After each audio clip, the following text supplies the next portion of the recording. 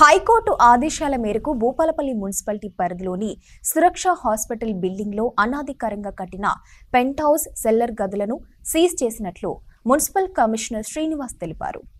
సోమవారం మున్సిపల్ కార్యాలయంలో municipal commissioner Srinivas media సమావేశం ఏర్పాటు చేశారు. ఈ సందర్భంగా ఆయన మాట్లాడారు. మున్సిపాలిటీ పరిధిలో ప్రజలు అనుమతులు లేకుండా ఎలాంటి నిర్మాణాలు చేపట్టవద్దన్నారు. అనుమతుల విషయంలో ఎలాంటి జాప్యం లేకుండా పనులను త్వరితగతిన పూర్తి చేస్తామన్నారు. నిబంధనల ప్రకారమే అధికారులు పనిచేస్తున్నారన్నారు.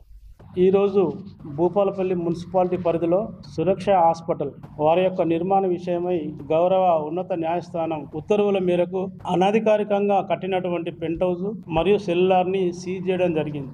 వాళ్ళు తీసుకున్నది స్టిల్ట్ ప్లస్ 3 ఫ్లోర్స్ మాత్రమే పర్మిషన్ తీసుకున్నారు. కానీ వాళ్ళు అదనంగా నిర్మాణం చేసింది ఏంటంటే పెంట్ హౌస్ ఒకటి గుర్తించడం జరిగింది, తర్వాత సెల్లార్ను కూడా గుర్తించడం జరిగింది. సో వీళ్ళు నిబంధనలకు వ్యతిరేకంగా ఆ నిర్మాణాలు చేసింది కాబట్టి గౌరవ ఉన్నత న్యాయస్థానం ఆదేశాలు కూడా మాకు అందినాయి కాబట్టి ఆ ఆదేశాల మేరకే మేము సెల్లార్ తో పాటు పెంట్ హౌస్ వీటన్నింటినీ మేము సీజ్ చేయడం జరిగింది. ఇకనైనా కూడా నగరంలో ఉన్నటువంటి ప్రజలు ఎప్పుడైతే నిర్మాణం చేయదలుచుకున్నారో దయచేసి మీరు అనుమతులు పొందినాకనే నిర్మాణం చేయండి. లేకపోతే అక్రమ కట్టడాలను గుర్తించినట్లయితే మీ అక్రమ కట్టడాలు గుర్తించి మీకు నోటీసులు ఇచ్చి దాన్ని డిస్మెంటల్ చేయడం జరుగుతూ ఉంది. దయచేసి మీరు అనుమతి లేకుండా ఎలాంటి నిర్మాణాలు చేపట్టొద్దని మున్సిపాలిటీ పక్షాన మేము కోరుతున్నాం. ఆ అదనమైన కట్టడాలు కానీ గుర్తించినట్లయితే వాటికి పెనాల్టీ కానీ, సీజింగ్ కానీ, డిస్మెంటల్ కానీ మున్సిపల్ చట్టం 2019 ప్రకారం మేము యాక్షన్ తీసుకోవడం జరుగుతూ ఉంటుంది. మీకు ఎలాంటి అనుమతుల విషయంలో జాప్యం జరిగినా కూడా ముందుండి మేము త్వరితగతిన ఈ అనుమతులు మంజూరు చేయించి మీకు ఇప్పించే బాధ్యత మేము తీసుకుంటాం. సక్రమంగా అనుమతులు పొందిన తర్వాత కూడా డీవియేషన్ చేయకూడదు. ఇప్పుడు ఈ సురక్ష హాస్పిటల్ వాళ్ళు మనకు స్టిల్ట్ ప్లస్ 3 ఫ్లోర్స్ అనుమతి తీసుకున్నారు. వాళ్ళు డీవియేషన్ అవి పెంట్ హౌస్ నిర్మాణం చేశారు, ప్లస్ మనకు ఈ సెల్లార్ నిర్మాణం చేశారు.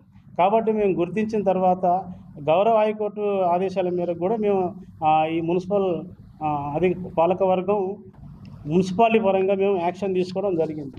గతంలో కూడా అక్కడ మంజూర్ నగర్లో ఈ బర్ల కొట్టడం విషయంలో కూడా ఏదో ఎమ్మెల్యే గారు మాకు చెప్తే మేము యాక్షన్ చేసినట్టుగా కొంత మాకు వార్తలు వినబడ్డాయి. ఆ సంఘటనకు ఎమ్మెల్యే గారికి ఎలాంటి సంబంధం లేదు. అయితే గత పాలకవర్గంలోనే మనకు 6వ తారీఖు 9వ నెల 2024 అంటే అప్పుడు కౌన్సిల్ ఉంది.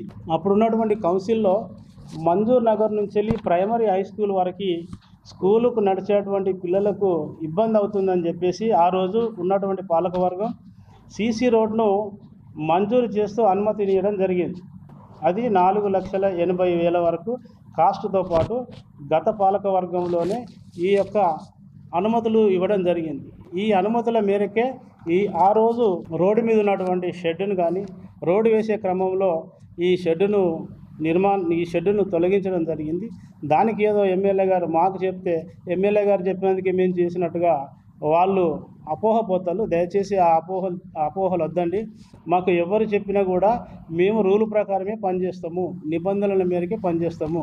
కాబట్టి మీకు ఏమైనా ఉంటే బయట చూసుకోండి తప్ప మా ఉద్యోగస్తులను మధ్యలోకి తీసుకురావద్దండి.